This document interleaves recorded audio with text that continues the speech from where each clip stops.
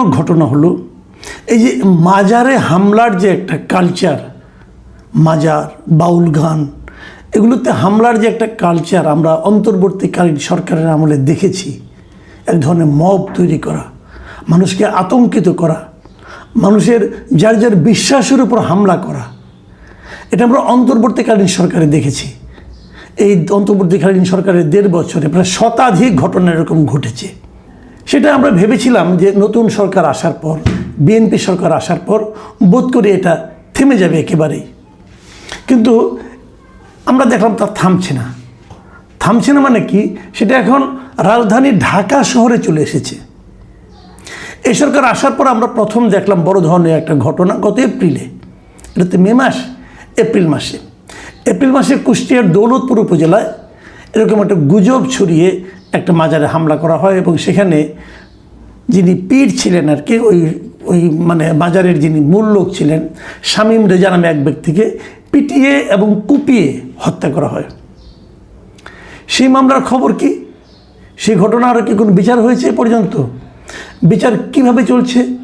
তদন্ত কি ঢিমে তালে চলছে নাকি তদন্ত চলছেই না? আক্রান্ত ব্যক্তির হয়ে কেউ কি মামলা করেছে? এই সমস্ত প্রশ্ন খবর নেন, মাথা গরম হয়ে যাবে। হচ্ছেটা কি, এই যে শতাধিক মামলা হয়েছে তার মধ্যে কতগুলিতে এ পর্যন্ত সুনির্দিষ্টভাবে মামলা দায়ের করা সম্ভব হয়েছে? মাত্র 12টিতে। এটা শুনতে অবিশ্বাস্য ঠেকলেও এটাই সত্য। মাত্র 12টিতে সুনির্দিষ্টভাবে মামলা দায়ের করা সম্ভব হয়েছে, বাকিগুলোতে ভয়ে কেউ মামলাই করেনি। যাই হোক, এই যে মবের যে একটা মানে ঢল বলতে পারেন আপনি, মবের যে একটা প্রবল স্রোত, সেই স্রোত এসে এবার মহানগরী ঢাকা মানে আমাদের রাজধানী শহরে এসে আঘাত এনেছে।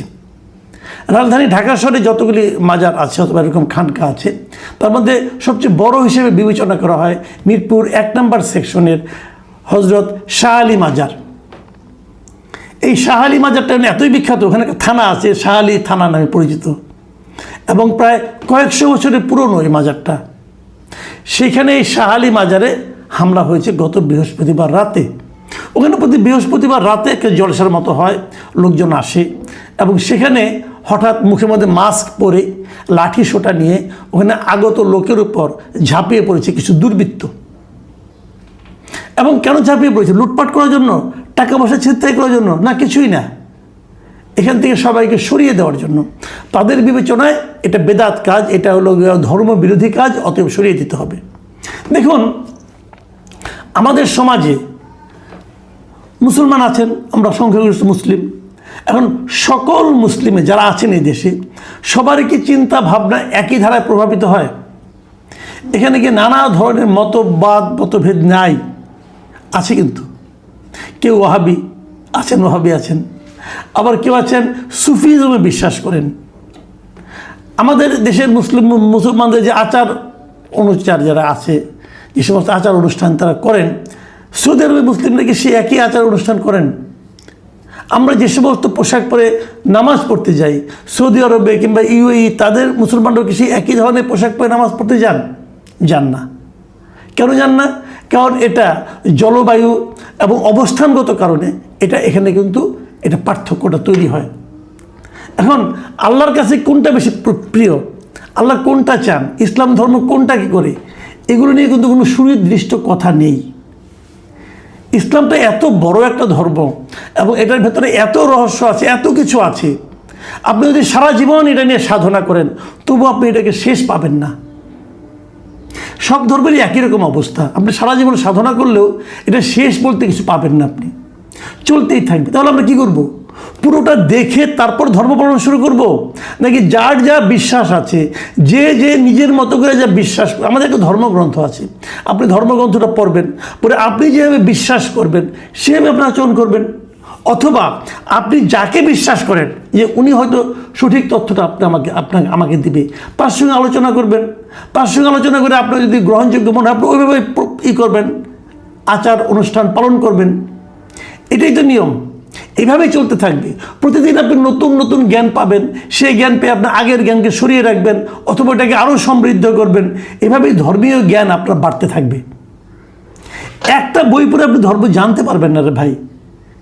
ইসলাম কোরআন, আমার এক পরিচিত লোক আছেন, উনি একদিন আমাকে বলতেছিলেন যে আমি কেবলমাত্র কোরআন মানি, আর কিছু মানি না। তাই বললাম তাহলে হাদিস গ্রন্থ সেগুলো? কয়েক আমি ওই ব্যাপারে কিছু বলবো না, তবে আমার একটাই বক্তব্য, আমি কেবল কোরআন মানি, কোরআনের শরীফে যা আছে আমি এটাই ফলো করবো, এর বাইরে আর কিছু না, এটাই আল্লাহর গ্রন্থ। উনি বললেন, কিন্তু এখন এই বলাটা কি আমার পছন্দ হলো? হয়তো হলো না, কিন্তু এখন আমি কি তার গলা টিপে ধরবো তুমি এটা করতে পারবে না? এটা তার বিশ্বাস, তার বিশ্বাসের পেছনে তার যুক্তি আছে। এখন যদি ওই যুক্তি নিয়ে আমরা আলোচনা করতে বসি তাহলে তো নামাজের ওয়াক্ত পার হয়ে যাবে রে ভাই। এটা হয় না। যার যার বিশ্বাস অনুযায়ী তাকে তাকে কাজ করতে দেন। বিচার আল্লাহ করবেন, আপনি বিচারক না, আপনাকে বিচার করার দায়িত্ব দেওয়া হয় নাই। ধর্ম নিয়ে কাউকে বিচার করার দায়িত্ব দেওয়া হয় নাই। আপনি যখন বিচার করবেন তখন আপনার বিশ্বাসটা এখানে কাজ করবে। কাজেই বিচারটা হাসরের দিন হবে, হোক ওখানেই হোক। এখন যারা সুফিজম আছে, যারা পীরতন্ত্র বিশ্বাস করে, মাজারে বিশ্বাস করেন, তারা মনে করেন এখানে একটা আউলিয়া আসছিলেন, খুব বড় একজন ধার্মিক লোক আসছিলেন, উনি আমাদের পথ দেখিয়েছেন, এগুলো অনেক রকম ব্যাখ্যা আছে, তারা সেটা করেন। এখন আপনাকে যে সিলেটে হযরত শাহজালালের মাজারের সামনে যে তলোয়ার নিয়ে দাঁড়ায় থাকবে, যে ঢুকবে তাকে আমি কোপ দেব, কারণ আপনি মাজার বিশ্বাস করেন না, আপনি নাই করতে পারেন। তো এই যে বিষয়গুলো আছে, এটা হলো কি ধর্মের ব্যাপারটা এরকম যে অন্যের যে কথাটা, অন্যের যে চিন্তাটা, সেই চিন্তাটাকে আপনার সম্মান করতে হবে। আপনি পছন্দ না হলে আপনি দূরে সরে যান, কিন্তু তাকে আপনি বাধা দিয়েন না।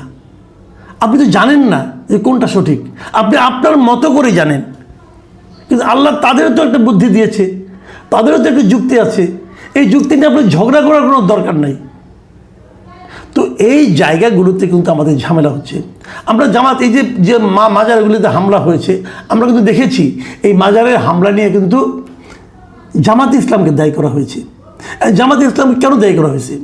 জামাত কি বলে যে আমাদের দায়ী করছো যে এটা ঠিকই আছে? তা তো বলে না। সেন্ট্রালি কি জামাত বলেছে কখনো এই যে মাজারের হামলাগুলো আমরা করেছি অথবা আমরা করিয়েছি? জামাত কখনো এটা স্বীকার করে না। তাহলে জামাতের উপরে ব্লেমটা আসলো কেন? জামাতের উপরে অভিযোগটা আসলো কেন? আসলো হলো এই কারণে, এই যে কিছুদিন আগে মনে নাই আপনাদের রাজবাড়িতে একজন পীর তার লাশ তুলে, কবর থেকে তুলে সেটাকে আগুন দিয়ে জ্বালিয়ে দেওয়া হয়েছিল। ওইখানে যে ধর্ম আকীদা নিয়ে যে মিটিংটা হয়েছিল ওই ঘটনার আগে, সেখানে কিন্তু জামাতের ওই জেলার আমির ছিলেন, ওনার সভাপতিত্বে মিটিংটা হয়েছিল। তাহলে যদি এইভাবে হয়, তাহলে এই জন্যই হয়তো লোকে ভাবে স্থানীয় পর্যায়ে জামাতের কিছু লিডার যে এগুলিতে জড়িত নাই, তা আপনি বলতে পারবেন না। উনি জামাত ছাড়াও তো এলাকায় একজন ধর্মপ্রাণ ব্যক্তি হিসেবে পরিচিত, হয়তো এই হিসেবেই তাকে ডাকে। ইমান আকিদা কমিটি অথবা তৌহিদি জনতা, এরকম নানা নাম নিয়ে কিন্তু এগুলো চলছে। আমরা যদি ওই ঘরানার কথা বিবেচনা করি যে জামাতে ইসলাম কোন ঘরানার মানে ইসলামকে বিশ্বাস করে, তাহলে আমরা এটুকু বুঝি যে জামাতে ইসলামে কিন্তু তাত্ত্বিকভাবে এই যে মাজার কেন্দ্রিক ওরস, সেজদা বা এই সমস্ত ওই যে মানে তারা এগুলিকে তথাকথিত ভণ্ডামি ও শিরক বলে, তো এইগুলির তারা ঘোর বিরোধী। এই যে তারা বিরোধিতা করে, এই তাত্ত্বিক এই অবস্থানের কারণে অনেকে মনে করে এই জামাত বোধহয় মাজার সংস্কৃতির অবসান চায়, অনেকে মনে করে। এবং আমার ধারণা এটা এই মনে করাটা একদম ভুল না। কিন্তু জামাত কি রাজনৈতিকভাবে, দলীয়ভাবে মাজার ভাঙার কোনো কর্মসূচি হাতে নিয়েছে? নেয়নি। জামাত কি কখনো বলেছে এই যে মাজার ভাঙা হয়েছে এগুলি আমরাই ভেঙেছি? না, তাও বলেনি। তাহলে জামাতের কথা আসে কেন? আসে এই কারণে যে অনেক জায়গায় স্থানীয়ভাবে জামাতের কিছু নেতাকে এই সমস্ত ঘটনার আশেপাশে দেখা গেছে স্থানীয় পর্যায়ে। তো সেটাকে জামাতকে থামাতে হবে, জামাতকে তার স্থানীয় পর্যায়ে বোঝাতে হবে যে না, এটা তোমরা করতে পারো না, করা উচিত না। সেটা হবে কি না জানি না। দেখুন, ধরুন আমরা মিরপুরের ঘটনা বলি।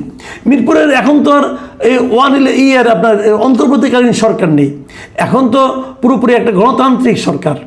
এখন এই গণতান্ত্রিক সরকারের আমলে মিরপুরে একজন এমপি আছেন। এই এমপি সাহেবকে, উনি জামাতের এমপি, জামাতের, ওনার নাম হলো মীর আহমদ বিন কাসিম, ডাকনাম আরমান। উনি মীর কাসিম আলীর ছেলে এবং ওখানে লোক ওনাকে ভোট দিয়েছে। এখন আরমান সাহেব হয়তো বা এই সমস্ত মাজার কেন্দ্রিক লোকজনের আনাগোনাকে পছন্দ করেন না, ওনার দলীয় বিশ্বাসের কারণে করেন না। হয়তো বা যদি না করেন, হয়তো উনি মাজারে যাবেন না, ওখানে গিয়ে হয়তো উনি ওই সমস্ত অন্যরা যা করে তা উনি করবেন না, এটা যেমন ঠিক, পাশাপাশি এটাও কিন্তু ঠিক, আপনি একজন জনপ্রতিনিধি হিসাবে ওই মাজারের নিরাপত্তাকে নিশ্চিত করাও আপনার দায়িত্বের মধ্যে পড়ে। অথবা ওই মাজারে যাতে আপনার চিন্তার লোকেরা যে হামলা না করে, এটাও কিন্তু আপনাকে নিশ্চিত করতে হবে।